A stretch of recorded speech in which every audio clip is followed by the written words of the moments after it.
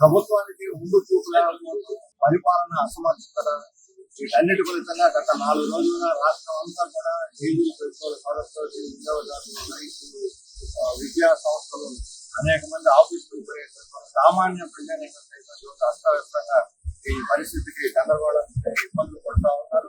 ప్రతి ఒక్కరికి ఎదురు రూపంలో పెట్రోల్ డీజిల్ అవసరం ఉన్నటువంటి మన రాష్ట్రానికి ఈ రకమైన దుస్థితి రావడానికి కారణం రిలయన్స్, జియో, నయారా లాంటి ప్రైవేట్ కంపెనీలు వాళ్ళ లాభాపేక్షతో రేట్లు పెంచుకొని అమ్ముకోవడం కోసంగా వాళ్ళు వీటిని ఆపేశారు. వీటిని ఆపేయడంతో ప్రభుత్వ రంగ సంస్థలు ఒత్తిడిపోయింది.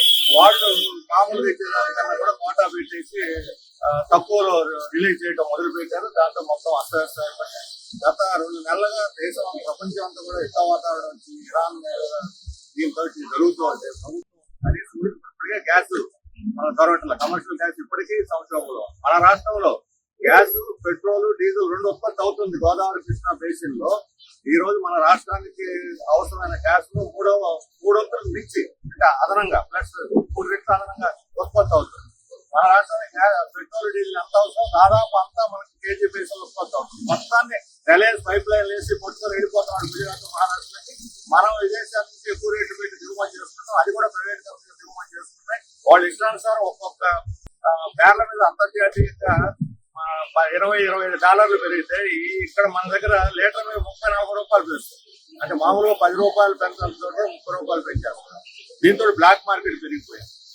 తాటు మాటగా అమ్మేసుకున్నారు. సప్లై ఆపేసి ఇబ్బందులు పాలు చేస్తారు. వెనక్కి అయిపోతే గవర్నమెంట్ కూడా బహుశా రేట్ పెంచదు.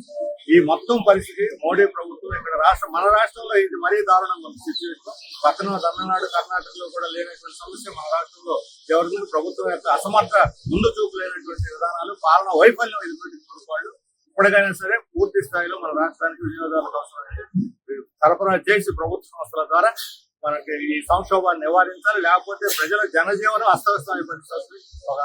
అటువంటి పరిస్థితిని నివారించాలి. మన రాష్ట్రానికి అప్పుగా రావాల్సిన కేజీ బేసిన్ 50% అప్పు అది మనకి వెంటనే ఎప్పటికైనా సరే అర్థం ఇది డబుల్ ఇంజిన్ సర్కార్ అంటారు. అక్కడ ఇంజిన్ ఆగిపోయింది, ఇక్కడ ఇంజిన్ ఆగిపోయింది. ఇంజిన్ డబుల్ ఇంజిన్ ఆగిపోయింది, పాలన లేదు. ఈ డబుల్ ఇంజిన్ సర్కార్ పూర్తిగా వైఫల్యం చెందింది. వాటికి ఆయిల్ లేకుండా పరిస్థితి. Speed of doing business, speed అక్కడ ఇక్కడ కనబడతాం. ప్రజల సమస్యల పరిష్కారంలో స్పీడ్ కనిపించలేదు. అక్కడేమో కొరత లేదని ముఖ్యమంత్రి చెబుతాడు, అధికారులు చెబుతారు. అంటే వాస్తవాలు కూడా తెలుసుకోవటం లేదు. ఇక్కడ ఏం జరుగుతుందో కూడా తెలుసుకోవట్లేదు. ముఖ్యమంత్రి అక్కడ కూర్చొని తప్పుడు మాటలు చెబితే దీనివల్ల ప్రజలు నమ్ముతారు అనుకుంటున్నారు. ముఖ్యమంత్రి పొరవే పోతుంది. నోస్టావ్ కోర్టు పెట్టి కొరత లేదని చెబితే మీ అసమర్థత వల్ల పెట్రోల్ రావట్లేదు. మీ శాఖ ఏం చేస్తుంది? పౌర సరఫరాల శాఖ, ప్రభుత్వం ఏం చేస్తుంది? నిద్రపోతా ఉందా ప్రభుత్వం? అందుకని ప్రభుత్వం గత 6 రోజులుగా నిద్రపోదని ఈ సంక్షోభం నివారించాలని సిపిఎం డిమాండ్ చేస్తుంది.